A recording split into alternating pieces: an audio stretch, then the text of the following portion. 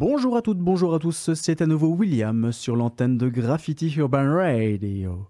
Nous nous retrouvons comme presque tous les mois pour la chronique patrimoine qui nous fait découvrir la Roche-sur-Yon, son histoire, ses lieux, etc. Et nous commençons l'année en parlant des origines de notre ville, sur ce qui a disparu et parfois ce que nous voyons encore dans ce qui nous provient de la cité d'avant 1804, date de la fondation par Napoléon, vous le savez. Les origines, justement, on peut les situer à la préhistoire avec quelques éléments archéologiques retrouvés dans la vallée de Lyon, dans le secteur de Moulins-Papon. Lyon était en effet une voie de pénétration dans les terres à partir de la vallée du Lay et du golfe maritime qui est devenu depuis le marais Poitevin.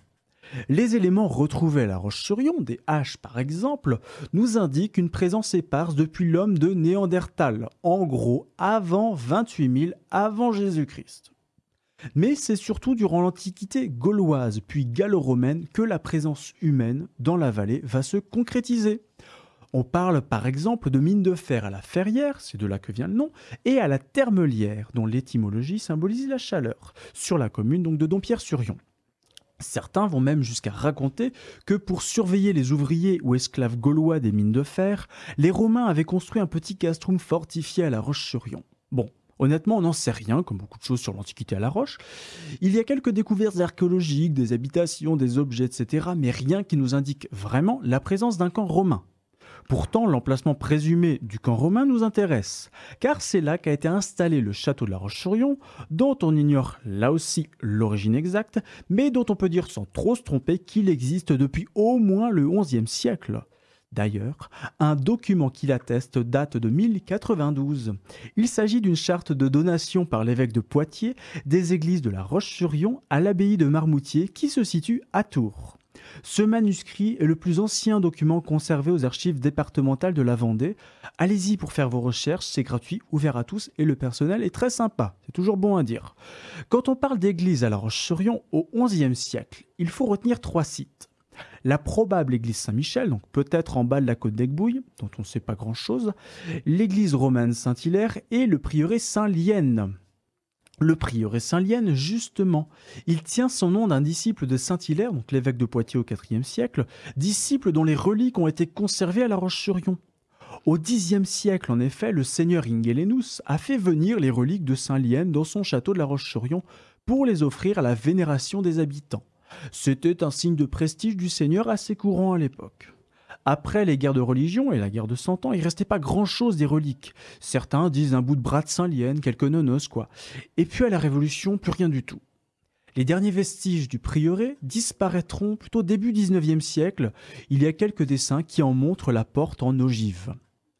En ce qui concerne l'église Saint-Hilaire, en fait, c'était un bâtiment de style roman remontant, on va dire, au Xe ou XIe siècle. Il subsiste probablement de cette église la Vierge à l'enfant en bois peint du XIVe siècle qui se trouve maintenant à l'église Saint-Louis, place Napoléon. Le lieu de culte à Saint-Hilaire se situait rue de Gaulle en contrebas de la place de la Résistance, donc en gros à l'angle avec la rue Guérineau.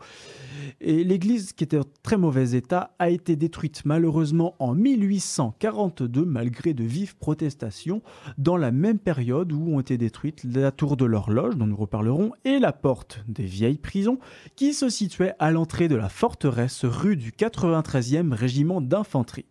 Il faut imaginer à hauteur du carrefour de l'actuelle rue de la Poissonnerie 2 tours liées par une porte, l'ensemble mesurant on va dire 15-20 mètres de haut et est également couvert d'ardoises. Quelques illustrations un peu fantaisistes de cette porte existent. Mais surtout venons-en au château.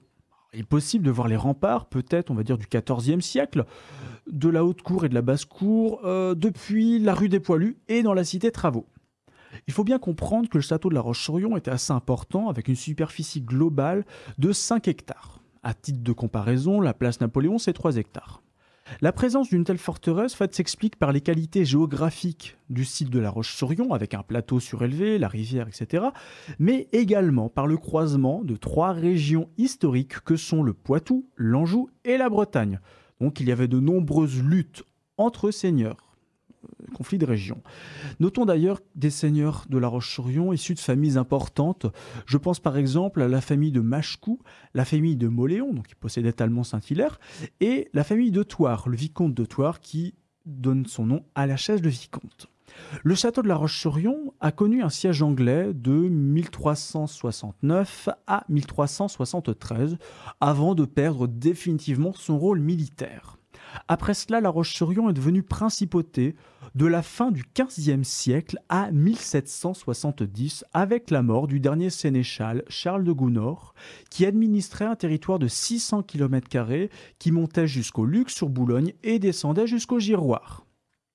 Je précise que la pierre tombale du dernier sénéchal est conservée à la Maison Renaissance, mais elle est malheureusement invisible du public. La principauté de La Roche-sur-Yon était assez petite et était propriété, il faut quand même le dire, de la famille des Bourbons, c'est-à-dire la branche cousine de la famille royale de France. Et si vous allez en Indre-et-Loire, je vous invite à aller visiter la Sainte-Chapelle de Champigny-sur-Veude, dont certains vitraux évoquent directement la principauté de La Roche. Accessoirement, c'est un magnifique bâtiment Renaissance, mais là je m'égare un peu. Je termine sur ce point en disant que la Révolution puis l'Empire mettront fin à l'histoire du château de La Roche-sur-Yon. Les pierres seront évidemment récupérées, les douves sèches seront comblées et les casernes seront construites sur place à partir de 1830, etc. Mais parlons plutôt du bourg de La Roche. Les relevés des ingénieurs des ponts et chaussées, donc 1804-1805, nous indiquent que le bourg était assez petit et tout en longueur. Il y avait un axe principal entre le château et l'église et deux places centrales.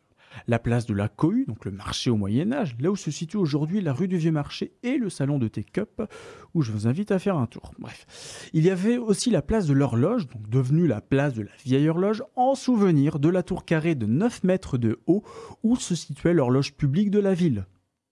Les activités du bourg étaient quand même assez faibles à l'époque. Il y avait des potiers, des verriers, quelques foires, et la ville est ruinée au passage des colonnes infernales en 1794, avant la décision napoléonienne de transférer la préfecture. Cette décision va tout changer et donner la physionomie urbaine que nous connaissons actuellement.